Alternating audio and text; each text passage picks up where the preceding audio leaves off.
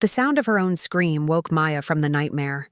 Her hands flew instinctively to her stomach, flat now, empty, as the bedroom came into focus around her. Moonlight spilled through half-drawn curtains, casting long shadows across the floor.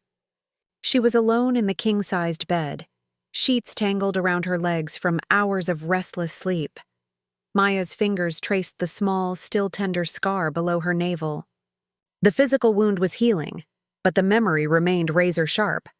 Adrian's face contorted with rage, his designer shoes connecting with her abdomen, the sickening knowledge of what would happen next. Her phone lit up on the nightstand. 3:17 a.m. Below the time, a text message notification glowed. "You awake? I've been thinking about what you said." "I'm ready if you are." Maya stared at the name on her screen. Dr. Eliza Chen, the one person she'd called in the aftermath. Her fingers trembled as she typed a response. "I'm awake." And yes, I'm ready, 6 months earlier. Maya had believed herself to be living a charmed life. At 34, she had built a successful career as an architectural project manager, her keen eye for detail and natural leadership earning her respect across the industry. 5 years into her marriage with Adrian Powell, a rising investment banker with political ambitions, she thought they had it all: the renovated brownstone in a prestigious neighborhood, weekend trips to their lake house, and a shared dream of starting a family when the time was right. That morning, Maya studied her reflection in the bathroom mirror. Her deep brown skin glowed with health, and she couldn't help smiling at her secret. After months of trying, the pregnancy test had finally shown positive. 2 pink lines that changed everything. "You're still in there?" Adrian called through the door, his voice tinged with impatience. "I have that breakfast with the Hansons in 40 minutes. "Just a second," Maya called, quickly hiding the test in her toiletry bag. She wanted to plan the perfect moment to tell him, perhaps at the lake house this weekend. Adrian had been under immense pressure at work lately, distracted and sometimes irritable. The baby news would bring back the man she'd fallen in love with. Maya stepped out of the bathroom, greeted by the sight of Adrian adjusting his tie in the bedroom mirror. At 38, he cut an impressive figure, tall, with the kind of confidence that came from generational wealth and the certainty that doors would always open for him.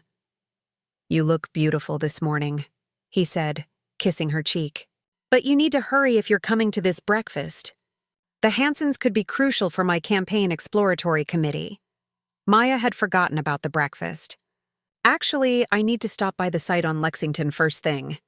The contractor called about an issue with the support beams. Something flashed across Adrian's face. Disappointment, or perhaps relief, she couldn't tell. "Fine," he said, checking his watch. "I'll see you tonight then. Don't forget we have dinner with my parents." After he left, Maya stood in their spacious kitchen, hands pressed against her still flat stomach, imagining the life growing inside her. She'd waited for the right moment in their marriage, establishing her career first as Adrian had insisted. Now, at last, the timing felt perfect. Her phone buzzed with a text from her best friend, Zoe. "Lunch today?" "Got big news!" Maya smiled. "Me too." "Café Louis at 1. The site visit took longer than expected. The contractor was right to be concerned. The original architectural plans hadn't accounted for a structural weakness that could compromise the entire east wing of the building. Maya spent the morning coordinating with engineers, making decisions that would delay the project but ultimately save it from disaster.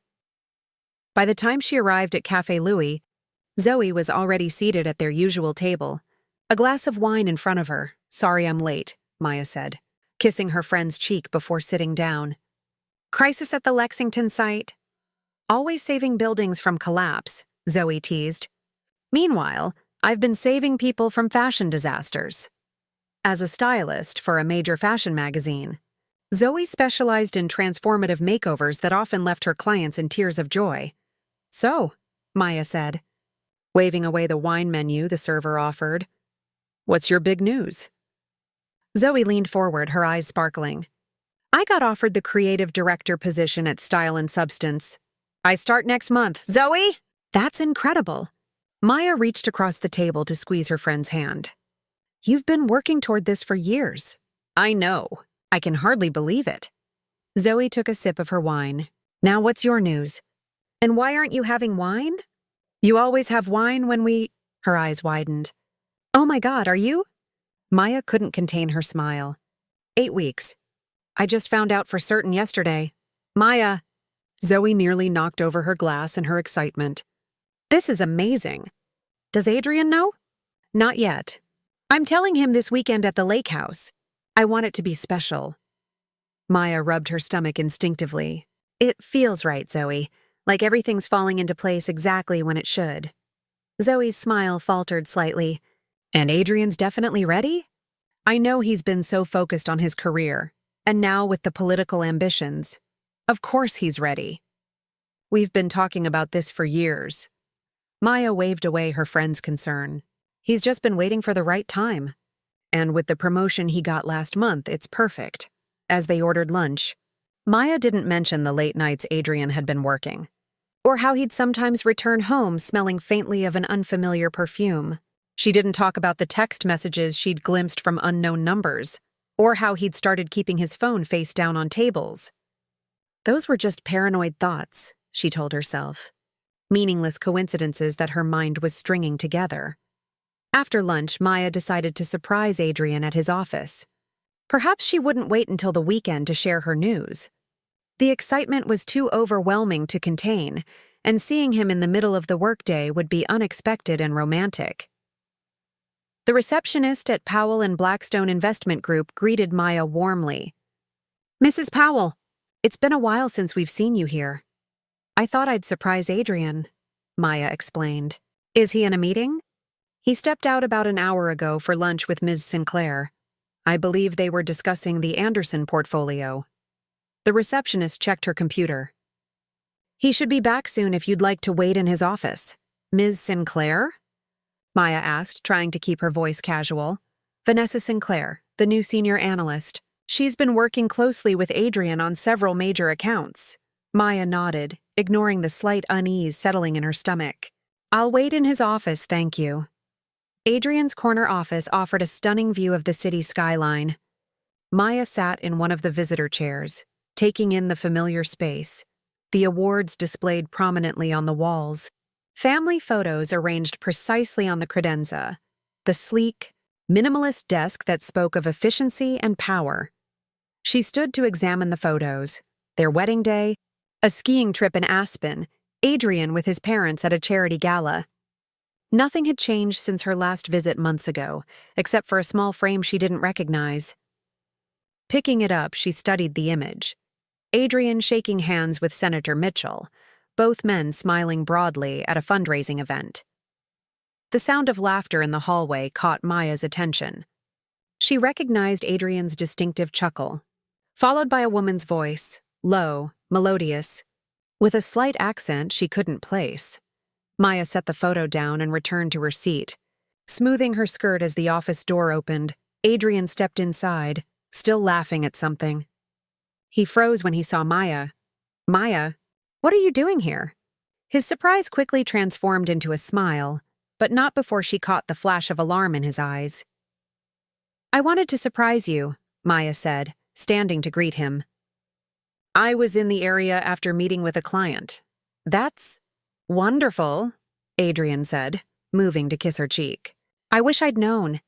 I would have canceled my lunch meeting. A woman appeared in the doorway behind him, tall and elegant, with copper hair cascading over her shoulders. She wore a tailored suit that accentuated her slender frame, and her lips were painted a deep, confident red. Adrian, you forgot the Henderson file in the restaurant, she said, holding out a folder. Her eyes flickered to Maya with curious assessment. Thank you, Vanessa. Adrian took the file, then turned awkwardly between the two women. Vanessa Sinclair, this is my wife, Maya Powell. Maya, Vanessa is our new senior analyst. Pleasure to meet you, Vanessa said, extending her hand with a smile that didn't quite reach her eyes. Adrian talks about you all the time. Maya shook her hand, noting the firm grip. Funny he's never mentioned you. Vanessa laughed lightly. I've only been with the firm for 3 months. I'm sure Adrian has more important things to talk about when he's home. There was something in the way she said home that made Maya's skin prickle. Well, I'll leave you two, Vanessa said, backing toward the door. Adrian, don't forget we have the conference call with Tokyo at 4. After she left, Adrian loosened his tie and sat behind his desk. So, what brings you here in the middle of the day? Is everything okay? Maya had planned to tell him about the baby, but something held her back. Everything's fine. I just thought we could have lunch, but I see you've already eaten. With a client, Adrian said quickly. Vanessa is helping me land the Anderson account. It could be worth millions to the firm. She seems competent, Maya said carefully. Adrian shuffled some papers on his desk. She is. Harvard MBA. Experience in 3 different markets. The firm was lucky to get her. He checked his watch. I hate to rush you, but I have a meeting in 10 minutes that I need to prepare for. Of course, Maya said, gathering her purse. I'll see you at home tonight. Don't forget about dinner with your parents. Actually, Adrian said, not meeting her eyes, I might need to cancel. This Tokyo call could run late, and then I have some paperwork to finish. Your mother has been planning this dinner for weeks, Adrian. He sighed. I know. I'll try to make it work. If I can't, would you mind going without me? You know how she gets if we cancel completely. Maya felt a familiar disappointment settle in her chest. Fine. I'll tell her you're buried in work again. As she left his office, Maya caught sight of Vanessa at the end of the hallway, laughing with a colleague. The woman tucked a strand of copper hair behind her ear, revealing a small gold earring that caught the light. Maya froze. The earring was distinctive, a geometric design she'd seen before. In their bedroom, on the floor by Adrian's side of the bed, just last week, she'd assumed it belonged to the cleaning service and had placed it in the small dish on Adrian's dresser where he kept his cufflinks and spare change. Now, seeing it dangling from Vanessa Sinclair's ear, a cold realization washed over her. Maya steadied herself against the wall, one hand instinctively going to her stomach. The baby. She needed to protect her baby. Taking a deep breath, she straightened her shoulders and walked toward the elevator, her mind racing with questions she wasn't ready to answer. The dinner with Adrian's parents unfolded exactly as Maya had expected. His mother, Eleanor Powell, expressing thinly veiled disappointment at her son's absence, while his father, Judge Richard Powell, dominated the conversation with opinions on the upcoming election. Adrian is working so hard on that Anderson account, Maya explained for the 3rd time, pushing her untouched salmon around her plate. He really wanted to be here.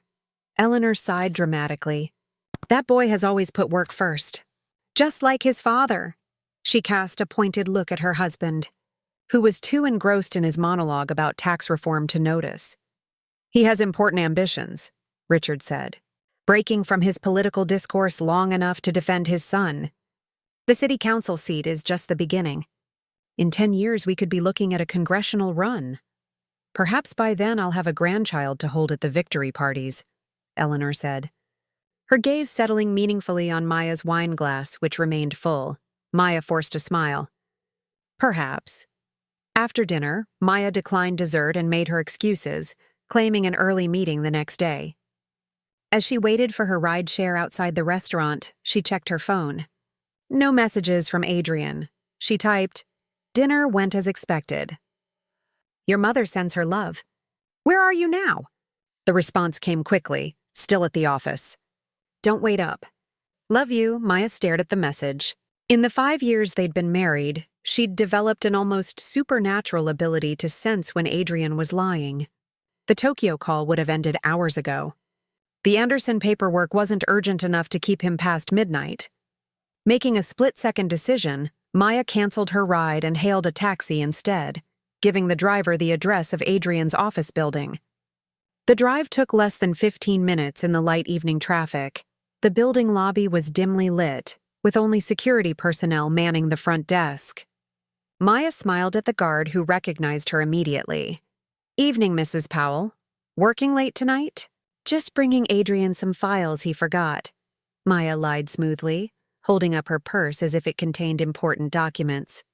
Is he still upstairs? The guard checked his log. Mr. Powell signed out about an hour ago, ma'am. Maya felt her stomach tighten. Oh? Did he say where he was going? No, ma'am. But he left with Ms. Sinclair. I believe they were headed to dinner to continue their meeting. Of course, Maya said, maintaining her composure through sheer will. Thank you. Outside, she leaned against the building's stone facade, drawing deep breaths of the cool night air. She could go home, confront Adrian when he eventually returned. That would be the rational thing to do. Instead, Maya opened her phone and pulled up the tracking app they'd installed on each other's devices years ago for safety. They rarely used it, but they'd never disabled it either. Adrian's location glowed on the map. Not at any restaurant downtown, but at the Archer, an upscale hotel 20 blocks north. Maya's hand trembled as she ordered another taxi. The Archer's lobby exuded luxury, with marble floors, crystal chandeliers, and staff dressed in impeccable uniforms. Maya approached the front desk with forced confidence, her heart hammering against her ribs. Good evening, the receptionist greeted her with a professional smile. How may I assist you? I need to reach my husband, Maya said, her voice steadier than she felt. Adrian Powell. He's here for a business meeting, but his phone died, and I have an urgent family matter to discuss with him. The receptionist's expression remained neutral. I'm afraid we can't disclose guest information, ma'am. He's not a guest, Maya said quickly. Just here for a meeting in one of your conference rooms. Let me check if we have any Powell listed for conference facilities tonight. The receptionist tapped at her computer, then shook her head. I'm sorry, we don't have any meeting rooms booked under that name. Maya swallowed hard. What about Vanessa Sinclair? They're colleagues. The receptionist hesitated, her professional mask slipping slightly. I really can't. Please, Maya interrupted, leaning closer. I'm pregnant. It's an emergency involving the baby. I need to reach my husband. The lie about the emergency worked where honesty had failed. The receptionist's expression softened with concern. Ms. Sinclair is in room 1214, she said quietly. Shall I call up to the room for you? No need, Maya said, already moving toward the elevators. Thank you. The 12th floor was silent, the thick carpet muffling her footsteps as Maya moved down the hallway. Room 1214 was at the end of the corridor, a Do Not Disturb sign hanging from the doorknob. Maya stood before the door, suddenly unsure. What exactly was she hoping to accomplish? What would she say if Vanessa answered? What would she do if Adrian did? Before she could decide, the elevator at the end of the hall dinged softly. Maya ducked around the corner, peering back to see a room service waiter pushing a cart toward room 1214. The waiter knocked. Room service. The door opened and Adrian's voice floated into the hallway. Just set it on the table, please. Maya pressed herself against the wall, her breath caught in her throat. Would you like me to open the champagne, sir? The waiter asked. No, I'll handle it, Adrian replied. Add it to the room charge. Very good, sir. Enjoy your evening. The door closed and the waiter wheeled his empty cart back toward the elevator. As he passed Maya's hiding spot, he nodded politely, apparently unsurprised to find a woman lurking in the hotel hallway. After he disappeared into the elevator, Maya approached room 1214 again. She raised her hand to knock, then lowered it. Instead, she took out her phone and called Adrian's number. Through the door, she could hear his phone ringing, then his muffled voice answering. Maya, is everything okay? Where are you? She asked, her voice eerily calm. Still at the office, like I told you. These Tokyo documents are a nightmare. Maya leaned her forehead against the door. That's strange, because I'm standing outside room 1214 at the Archer Hotel, and I can hear your voice through the door. A long silence followed. Then footsteps approached the door from the inside. It swung open to reveal Adrian, his shirt unbuttoned at the collar, his face a mask of shock. Behind him, Maya could see the suite, a bottle of champagne in an ice bucket, 2 glasses, rose petals scattered across the king-sized bed, and emerging from the bathroom, wrapped in a hotel robe, her copper hair damp from the shower, was Vanessa Sinclair. Maya, Adrian said, his voice hoarse. This isn't... I can explain. Maya felt strangely calm, as if she were watching the scene from a distance. Can you? Can you explain the lies? The late nights? The earring I found by our bed? Adrian's face drained of color. You should go home. We'll talk about this there. No, Maya said firmly. We'll talk about it now. All of us. She pushed past him into the suite, facing Vanessa, who had the decency to look uncomfortable. How long? Maya demanded. Vanessa looked to Adrian, who remained frozen in the doorway. 3 months, Vanessa finally answered. Since I joined the firm? And does she know about our marriage? Our plans? Maya asked Adrian. He closed the door, running a hand through his hair. Maya, please. This isn't the place. Does she know I'm pregnant with your child? The words burst from Maya before she could stop them. Adrian's head snapped up, his eyes widening with shock. Your what? Vanessa took a step back, clutching her robe tighter. You never said anything about a baby, Adrian. Maya laughed bitterly. Because he didn't know. I was waiting for the right moment to tell him. Apparently I found it. She turned to Vanessa. What else didn't he tell you? That we've been trying for a baby for months? That we have a lake house where we were planning to raise our family? He said your marriage was essentially over, Vanessa said quietly. That you were together in name only for his political image. Maya felt as if she'd been slapped. She looked at Adrian, searching his face for a denial that didn't come. Is that true? She asked. Is our marriage just political theater to you? Adrian moved toward her, hands outstretched placatingly. Maya, you have to understand. My career is at a crucial point. The city council seat is just the beginning. A divorce now would destroy everything I've worked for. And a baby? Maya asked, her hand going protectively to her stomach. Would that destroy everything too? A shadow passed over Adrian's face, something cold and calculating that Maya had glimpsed before but had always chosen to ignore. It's not ideal timing, he said carefully. But we can make it work. We just need to be smart about this. He glanced at Vanessa, then back to Maya. Let's go home and talk. I think we're done talking, Maya said, moving toward the door. I'll be at Zoe's tonight. Don't call me. Adrian grabbed her arm as she passed. Maya, be reasonable. We have appearances to maintain. The Mitchells' fundraiser is this weekend. Let go of me, Maya said, her voice dangerously quiet. You're not thinking clearly, Adrian insisted, his grip tightening. This affects both of us. My future, our future. Let go. Not until you calm down and listen to reason, Adrian said, pulling her away from the door. We need to discuss how to handle this situation maturely. Maya wrenched her arm free. There's nothing to discuss. We're done. Adrian's face contorted with anger.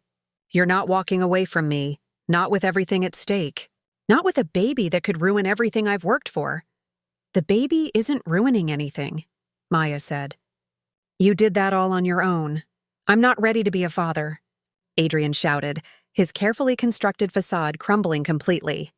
I never wanted this. Not now, maybe not ever. The words hung in the air between them, devastating in their honesty. Then why did you agree to try for a baby? Maya whispered. Adrian looked away. Because I thought it would keep you happy. Keep you from asking too many questions about my late nights. I didn't think it would actually happen so quickly. Maya felt as if the floor had disappeared beneath her feet. Every plan, every dream, every moment of their marriage suddenly recontextualized into something ugly and false. I'm leaving, she said, turning toward the door again. No, you're not, Adrian said, grabbing her shoulders and spinning her back to face him. Not until we figure this out. You're not going to run off and make a scene that could damage my campaign. Your campaign? Maya laughed incredulously. Is that all you care about? It's all I've ever cared about, Adrian shouted. And I'm not letting you or some unplanned pregnancy stand in my way. What happened next seemed to unfold in slow motion. Maya tried to push past him again. Adrian shoved her backward. She stumbled, losing her balance. And then, as she started to fall, Adrian's foot lashed out. Whether intentionally or as an instinctive reaction, she would never know for certain, connecting solidly with her abdomen. The pain was immediate and blinding. Maya crashed to the floor, curling protectively around her middle, a scream tearing from her throat. "Maya!"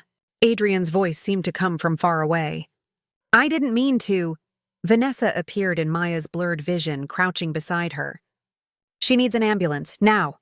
As darkness crept in from the edges of her consciousness, Maya heard Adrian's panicked voice on the phone, giving the hotel's address to emergency services.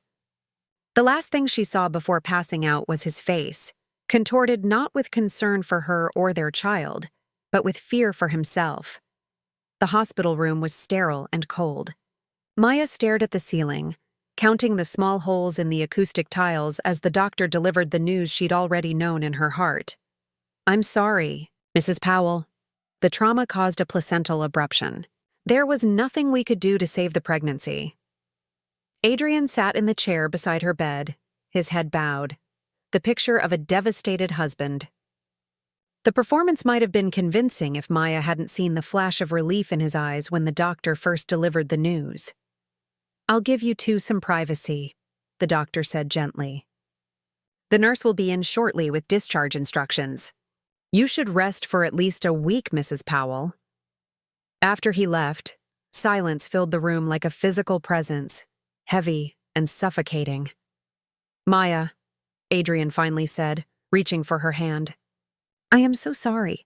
It was an accident. You know I would never intentionally hurt you." Maya pulled her hand away. "Don't." "We'll get through this together," he continued, his voice practiced and smooth, the same tone he used in business negotiations.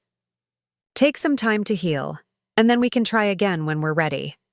Maya turned to look at him, truly look at him, perhaps for the first time. The handsome face that had once made her heart race now revealed its true nature. The calculating eyes, the mouth accustomed to saying whatever was necessary to get what he wanted.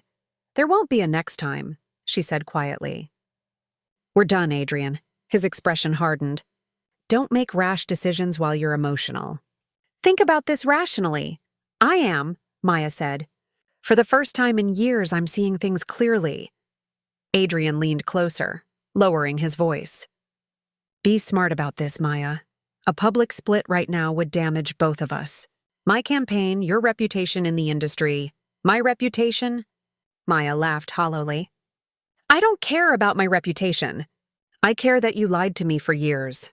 That you were sleeping with another woman in our marriage bed. That your violence cost us our child. It was an accident," Adrian hissed. "And if you try to claim otherwise, no one will believe you. My father is a judge. My family has connections throughout this city. It would be your word against mine." Maya stared at him, ice forming around her heart. "Get out. Maya, get out before I call the nurse and tell her exactly how I ended up here." Adrian stood, straightening his jacket. "You're upset. I understand. We'll talk when you're thinking more clearly." As he reached the door, Maya spoke again, her voice steel. "Adrian," he turned back, one eyebrow raised in question. "I want you gone from the house by the time I'm discharged tomorrow. Take whatever you need for a few weeks. I'll have my attorney contact yours about the rest." A muscle twitched in Adrian's jaw. "Don't threaten me, Maya. You won't win this fight." "It's not a threat." "And it's not a fight. It's over." After he left, Maya reached for her phone on the bedside table. Her hands trembled as she scrolled through her contacts, stopping at a name she hadn't called in years, Dr. Eliza Chen. They'd met at a women's leadership conference where Eliza, a prominent psychiatrist specializing in trauma and abuse, had been the keynote speaker. They'd stayed in loose contact over the years, occasionally interacting on social media. Maya hesitated, then pressed the call button. "Hello?" Eliza's voice was warm, with a slight rasp that came from years of passionate advocacy. "Dr. Chen?" "This is Maya Powell. We met at the Empowering Voices conference a few years ago." "Maya? Yes, I remember you. The architect with the brilliant questions about structural integrity as a metaphor for psychological resilience." A pause. "Is everything okay? It's quite late." "No," Maya said, her voice breaking. "Everything is not okay, and I need help from someone who understands systems of power." 3 days later, Maya sat in Eliza's office. a cup of tea growing cold between her hands as she finished recounting everything that had happened. Eliza, a woman in her 50s with silver-streaked black hair and kind eyes behind stylish glasses, listened without interruption. When Maya finally fell silent, Eliza leaned forward in her chair. "First, I want to acknowledge your loss, Maya. I'm deeply sorry about your baby." Maya nodded, unable to speak around the lump in her throat. "Second," Eliza continued, "what Adrian did, both the infidelity and the physical assault, is unequivocally wrong. But you already know that. What you're asking me is how to protect yourself when going against someone with his resources and connections." "Yes," Maya said. "He's already spinning a narrative. His mother called yesterday, talking about how devastated Adrian is about our loss and how I should come home so we can heal together." "Classic manipulation," Eliza said. "They're closing ranks, preparing their defense by controlling the story." "Exactly. And Adrian was right about one thing. It's my word against his. Vanessa certainly won't back me up. She's too invested in her own relationship with him now." Eliza tapped her pen thoughtfully against her notepad. "You're an architect, Maya. When a building's foundation is compromised, what do? Assess the damage. Create a stabilization plan. Then either repair or rebuild from scratch." "Precisely," Eliza said with a smile. "Your life's foundation has been damaged, but you have the skills to rebuild. The question is, what kind of structure do you want to create now?" Maya set down her teacup, her hands steadier than they'd been in days. "I want justice. Not just for me, but for every woman Adrian has manipulated, for the child I lost. And I want protection, to ensure he can never hurt me again." "Then we start gathering materials," Eliza said, her expression turning resolute. "Evidence, witness statements, medical records. We build a case so strong that his connections can't tear it down." "He'll fight dirty," Maya warned. "Then we prepare for that too." Eliza reached for her phone. "I have colleagues. A lawyer who specializes in domestic abuse cases. A PR consultant who helps survivors control their narratives. With your permission, I'd like to bring them into our conversation." For the first time since that night at the Archer, Maya felt a flicker of hope. "Yes, I want to talk to them." As Eliza made the calls, Maya gazed out the office window at the city skyline. Somewhere out there, Adrian was probably sitting in his office, believing he had successfully managed his crisis. That Maya would eventually give in, understanding that her social and financial security depended on maintaining the facade of their marriage. He had always underestimated her. Over the next 3 months, Maya methodically built her case with Eliza's team. She collected text messages showing Adrian's pattern of lies. She secured her medical records documenting the placental abruption caused by blunt force trauma. She gave detailed statements about years of subtle emotional manipulation that had escalated to physical violence. Through it all, Adrian continued his campaign for city council, presenting himself as a devoted husband navigating a tragic loss.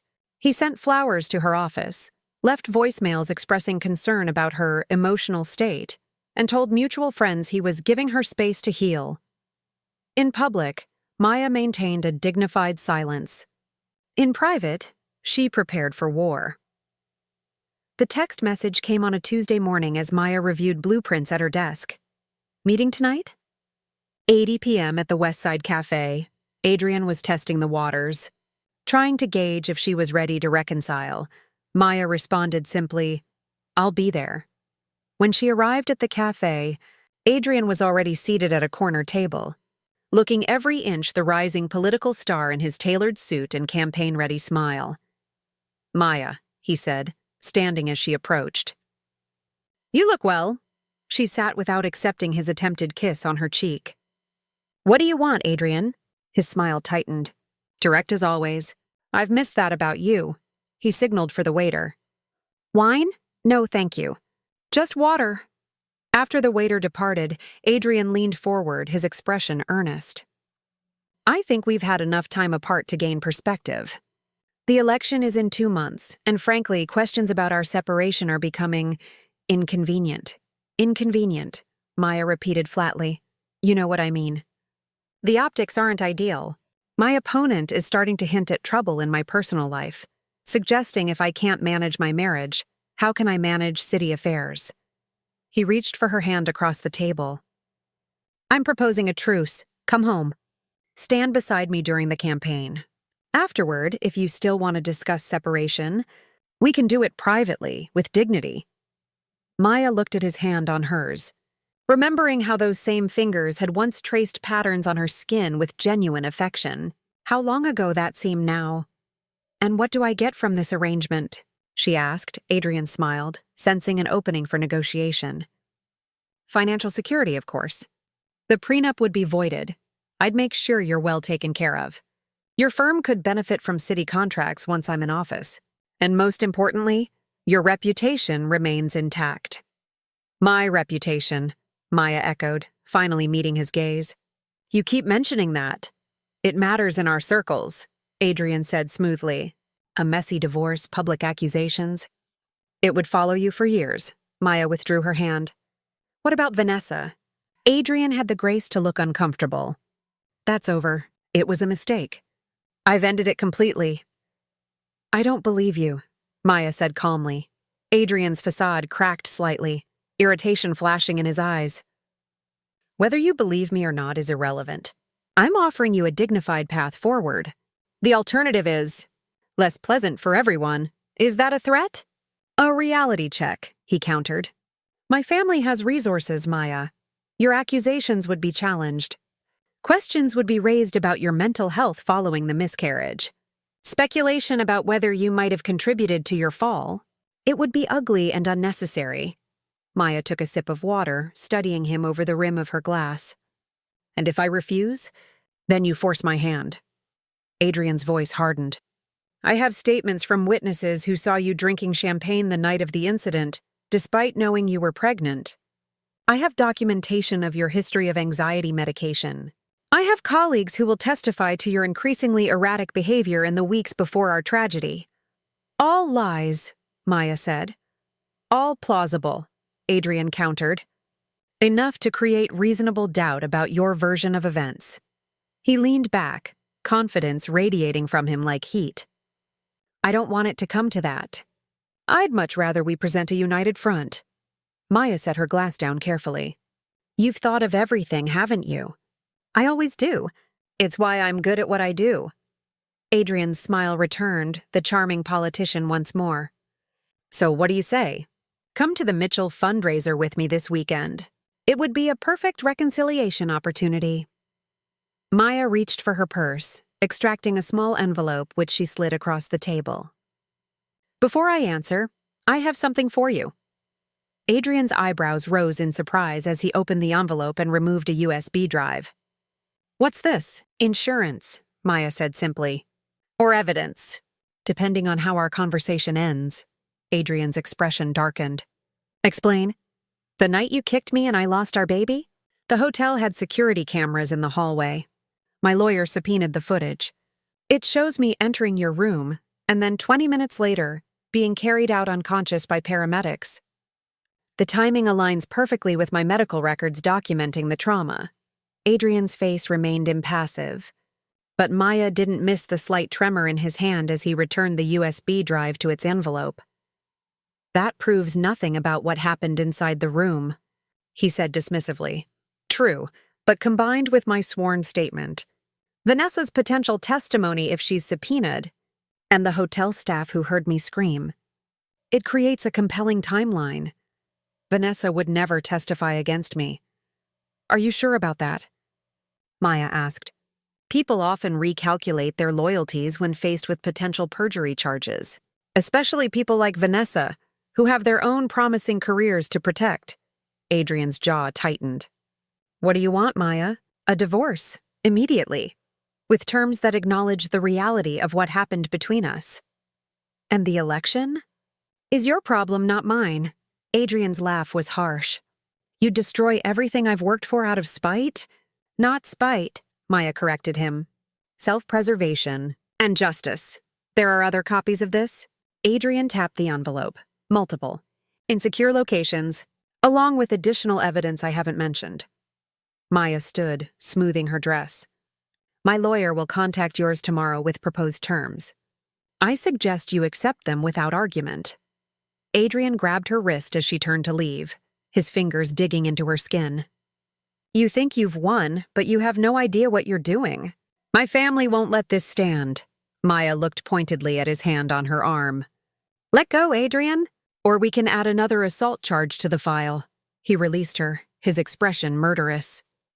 This isn't over. Actually, Maya said, it is. The only question is whether you end it with dignity and privacy, or with public exposure that ends more than just our marriage. As she walked away, Maya heard Adrian mutter, You'll regret this. She paused, turning back to face him one last time. No, Adrian. The only thing I regret is not seeing you for what you truly are years ago. 6 months later, Maya stood at the window of her new apartment, watching the city lights flicker to life as dusk settled over the skyline. The space was smaller than the brownstone she'd shared with Adrian, but it was entirely hers, chosen for its southern exposure and the way morning light filled the rooms. Her phone buzzed with a text from Zoe. Have you seen the news? Turn on Channel 7. Maya picked up the remote, switching on the television mounted on her living room wall. Adrian's face filled the screen, his expression solemn as he stood at a podium festooned with campaign banners. Harsh, and so it is with deep regret that I must withdraw my candidacy for city council, he was saying, his voice practiced in its contrition. Recent personal challenges have made it clear that this is not the right time for me to pursue public office. I want to thank my supporters for their faith in me, and I look forward to serving our community in other capacities in the future. The camera pulled back to reveal Vanessa standing slightly behind him, her hand supportively on his arm. She wore an engagement ring that caught the light of the flashing cameras. Maya switched off the television, a strange sense of calm settling over her. The divorce had been finalized 3 months ago, with terms that had left her financially secure, but, more importantly, legally protected from Adrian's potential retaliation. His family had fought viciously at first, but when presented with the full extent of Maya's evidence, they had ultimately chosen to protect the Powell name from public scandal. Her phone rang. Eliza Chen calling. I assume you've seen the news, Eliza said when Maya answered. Just now. Vanessa got an engagement ring out of the deal. I hope she knows what she's walking into. We did try to warn her, Eliza reminded her. But some lessons people have to learn themselves, Maya sighed. I still feel like I should have done more. Gone public. Pressed charges. You did what was right for you, Eliza said firmly. And the settlement funds you've directed to our domestic violence program will help countless women escape situations like yours. That's no small thing. After finishing the call, Maya returned to the window, resting her palm against the cool glass. In the reflection, she could see how much she'd changed, not just the new haircut or the confidence in her posture, but something deeper in her eyes. A clarity that had come at terrible cost. Her doorbell rang, interrupting her thoughts. When she checked the security camera, she saw a delivery person holding a large envelope. Maya Powell? The courier asked when she opened the door. Yes, that's me. Special delivery. Needs a signature. After signing, Maya brought the envelope to her dining table. It bore the letterhead of Rivera and Associates, the architecture firm where she'd been interviewing for a partnership position. Inside was a formal offer letter, outlining terms that exceeded her expectations, along with a handwritten note from Sofia Rivera herself. Your presentation on trauma-informed design for domestic violence shelters moved our entire board. We need your vision and strength on our team. Welcome aboard, partner. Maya traced the words with her fingertip, tears blurring her vision. From the ashes of her greatest loss had emerged an unexpected path, one that would allow her to use her professional skills to create safe spaces for women like herself. Her phone buzzed again with another text from Zoe. Dinner tonight to celebrate the news? Bring Dr. Chen if she's free. We're forming a Maya protection squad and need our founding members present. Maya smiled. Typing back, I'll bring the champagne. Setting down her phone, she moved to the center of her living room where architectural plans were spread across her coffee table. Her first major project as partner, a revolutionary shelter designed to help women transition from crisis to independence. The building's foundation was reinforced concrete, strong enough to withstand any storm, just like her. And that wraps up today's story. Now we want to hear from you. Where are you watching from? Drop your city or country in the comments, and let's see how far these stories reach. If this story moved you or gave you chills, give it a like, share, and subscribe for more powerful stories. One last thing, rate the story from 1 to 10 in the comments. Your feedback helps us bring you even better ones next time. Thanks for watching. We appreciate you being part of this storytelling journey.